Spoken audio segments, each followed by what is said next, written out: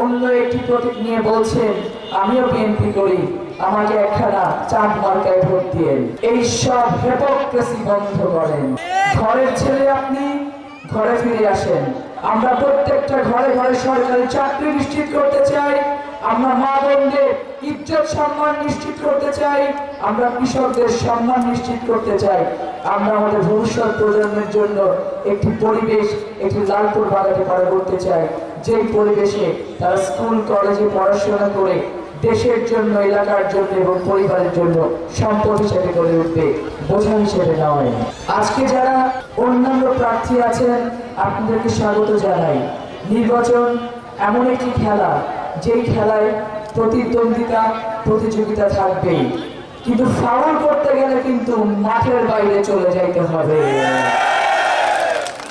Foul করা বন্ধ করেন। ফজলুর রহমান পচল, ফারজানা শারমিন পুতুল এমনি এমনি তৈরি হয় না। দল তৈরি করে এরকম কর্মী, এরকম ক্ষুদ্র ক্ষুদ্র সমর্থক। আজকে দলের আশীর্বাদ, দলের হাত আমার মাথায় আছে জন্য আমি ফারজানা শারমিন পুতুল আমার ব্যক্তিগত যত পরিচয় থাকতে পারে।